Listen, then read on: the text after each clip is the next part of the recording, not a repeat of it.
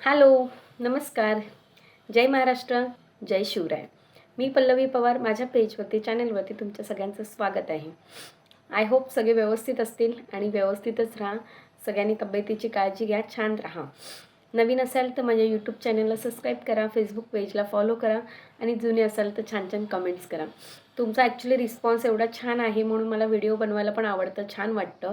कुठेतरी तुमच्या कमेंट्स वाचून पण मनाला खूप छान वाटतं आणि लाईव्ह घेतल्यानंतर पण छान रिस्पॉन्स असतो. पण सध्या कामाचं बर्डन एवढं वाढलं आहे की आपल्याला लाईव्ह घ्यायला जमत नाही आहे. कारण की आपलं राखी मॅन्युफॅक्चरिंगचं मेन काम आहे आणि आता हे सीझन आहे राख्या विकायचं.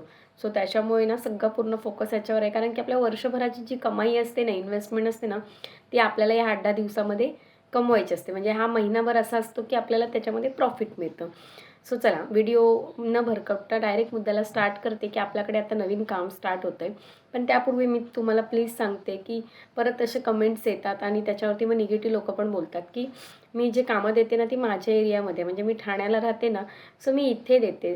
जर बाहेरचे कोण असाल, नागपूर, नाशिक वगैरे, तर तिकडून मेसेज करू नका. कारण की मी एवढ्या लांब कामं देत नाही.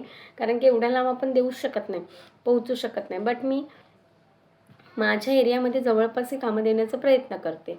तर आत्ता आपल्याकडे सध्या जे काम आहे ते असं आहे की म्हणजे व्हिडिओ उगाच ते लाँग वाढवायसाठी, व्ह्यूज वाढवायसाठी अगोदर सस्पेन्स ठेवून शेवटला सांगण्यापेक्षा मी तुम्हाला सुरुवातीलाच सांगितलं.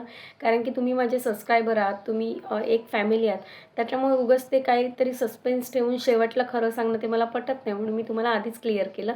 पण तरीसुद्धा माझे व्हिडिओ तुम्हाला आवडत असतील तर शेवटपर्यंत बघा. तर आपल्याकडे आता कंदील पॅकिंगचं काम सुरू होतं आहे. म्हणजे आत्ता आज रात्री आपल्याकडे माल पडेल. पण त्याच्यासाठी प्रॉब्लेम असं झाला आहे की घरी, म्हणजे मी एवढी वर्ष 3-4 वर्ष ना घरात ठेवून ते मटेरियल देत होती. पण आता सध्या थोडंसं फर्निचर केलं आहे. आपली शिवण क्लासची मशीन आहे, सम्राटच्या 2-3 बाईक आहेत आणि तो झाल्यापासून ॲक्च्युली त्याला खेळायला पण घरात, कारण की एवढा रूम मोठा नाही आहे. म्हणजे आपला काही 1 BHK 2 BHK नाही, 1 RKच रूम आहे. तरी त्याच्यामध्ये राख्यांची कामं, स्टोन लावायची कामं ही सगळी मी घरातून करत असते. साड्या सेलिंग करायची ही कामं पण करत असते. मग आता त्याच्यातून आपण जर म्हणजे हे केलं कंदील पॅकिंग, तर घरात उभं राहायला पण जागा होणार नाही. तर त्यासाठी ना मी गाळा बघते. तर आत्ताच एक जस्ट बघून आले. म्हणजे जिथे टेम्पो थांबतो ना तिथपर्यंतच बघते. सो त्याचं झालं आज किंवा उद्या, तर एक 2-3 दिवसामध्ये कंदीलवाला माल टाकेल. म्हणजे कंदील पॅकिंगचं असतं. मी तुम्हाला त्याचा व्हिडिओ पाठवेल.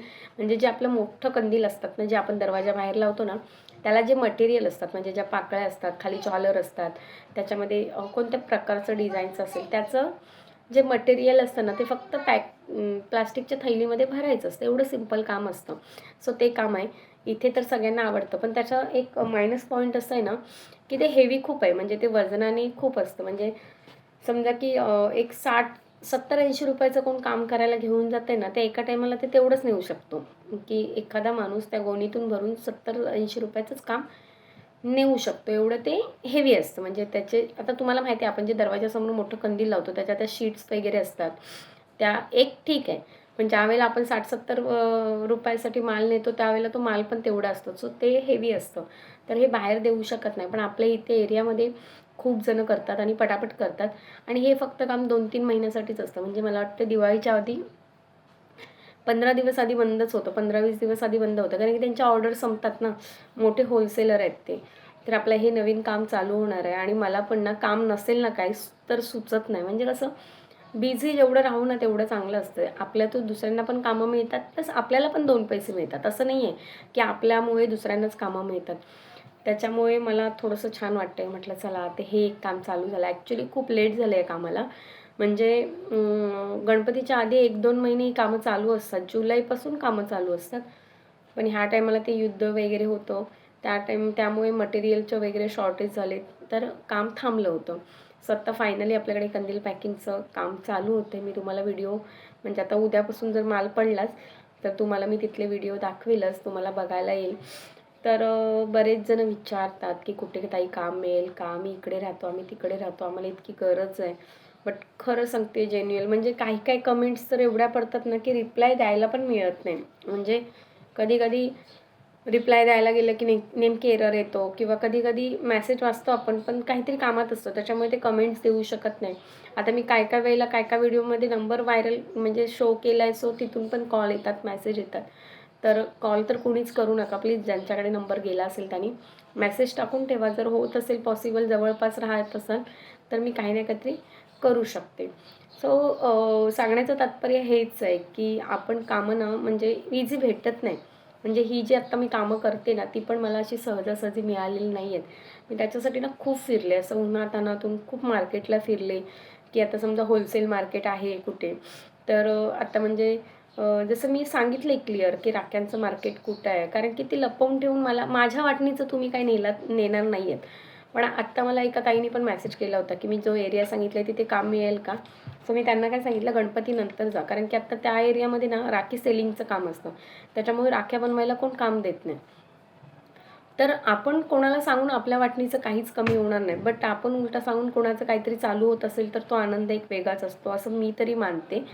तर म्हणजे बऱ्याच जणांचे मेसेज येतात. कधी कधी खूप प्रश्न पडतो की यार व्हिडिओ बनवू की नको बनवू, कारण की यार असं वाटतं की खूप लोकांना कामाची गरज आहे आणि आपण तिथपर्यंत पोहोचू शकत नाही आहोत, कारण की आपण एवढे मोठे नाही आहोत की आपण कोणाला कामं देऊ शकतो काय. पण मी बऱ्याच महिलांना सांगते की तुम्ही काहीतरी स्वतःमध्येच करा, स्वतः धडपड करा, स्वतः बाहेर पडा. तुमच्या एरियामध्ये जे मिळतं ते कदाचित आमच्या इकडे मिळत नसेल तर ते शोधा. भरपूर अशी कामं आहेत की महिला करू शकतात, घरातून पण करू शकतात. मी तर सोशल मीडिया पण सांगितलं होतं की ट्राय करा म्हणून, कारण की बऱ्याच ताई बोलत होत्या आम्हाला घरातून अलाउड नसतं, असं नसतं. तर मला काय वाटत नाही एवढं की सोशल मीडियावरती येणं काही चुकीचं आहे फारसं. म्हणजे आता जसं की मी तुमच्याजवळ बोलते, मी व्हिडिओ बनवते, तर याच्यामध्ये काही चुकीचं नाही आहे ना. आपण जे काय आहे ते चांगलं बोलतो आहे. डेली ब्लॉगर जे असतात ते पण काय असं चुकीचं दाखवत नाही. त्यांचं राहणं कसं असतं, कल्चर्स कसं असतात, काय करतात, ह्याच सगळ्या गोष्टी दाखवतात. अशा विचित्र गोष्टी पण दाखवत नाही की ते आपण चुकीचं करतोय. आणि डेली ब्लॉग वगैरे टाकून पण लोकांनी लाखो रुपये यूट्यूब फेसबुकवरतून कमवलेत. सो मला पण असं वाटतं की तुम्ही पण या क्षेत्रात यावं. थोडं तोडक्या मोडक्या भाषेत सुरुवातीला का होईना पण बोलण्याचा प्रयत्न करा. तर असं सगळं आहे. बोलायला गेलं तर खूप माझी बडबड चालू होईल, पण मला हीच न्यूज सांगायची होती की आपल्याकडे कंदील पॅकिंगची कामं चालू होत आहे. सो विटाव्यातले आणि ठाण्यातले कोण असेल ना तर मेसेज करा. ठाण्यामध्ये पण लांब पण देता येणार नाही कारण की जड आहे.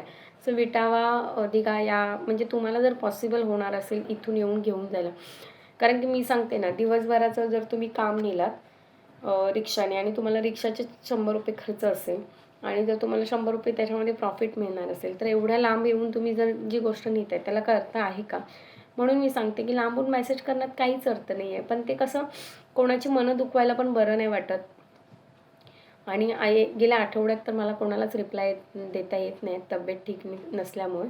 सो प्लीज समजून घ्या. मी जसं काय असेल तर ते मेसेजवर म्हणजे व्हिडिओ बनवून टाकत असते, तर कोणी चुकीचा अर्थ काढू नका की मी मेसेजला रिप्लाय वगैरे देत नाही, कारण की हा महिना आहे ना तो थोडा खूप कठीण आहे आमच्यासाठी. आजारपण पण याच्यातच आलं आहे आणि नेमकी काम पण याच्यातच आलं आहे, सगळं काय एकत्र आलं आहे. सो कसं तरी आपल्याला याच्यामधून थोडंसं बाहेर पडायचं आहे, मेहनत करायची आहे. सो तुमची सोबत असेल चांगल्या प्रकारे तर नक्की मी पुढे जाण्याचा प्रयत्न करेल आणि काही ना काहीतरी भविष्यामध्ये आपण दुसऱ्यांसाठी पण काही ना काहीतरी करू असं मनापासून इच्छा आहे. सो बघूया, त्यासाठी पण वाटचाल आपण सुरू करणारच आहोत. कोणते नाही कोणतं तरी एक प्लॅटफॉर्म निवडायचं चाललं आहे जेणेकरून बऱ्याच अशा माझ्या बहिणी आहेत की त्यांना कामाची गरज आहे. सो भेटूया पुन्हा एकदा नवीन व्हिडिओमध्ये. तोपर्यंत सगळ्यांना टाटा बाय बाय. जय महाराष्ट्र, जय शिवराय.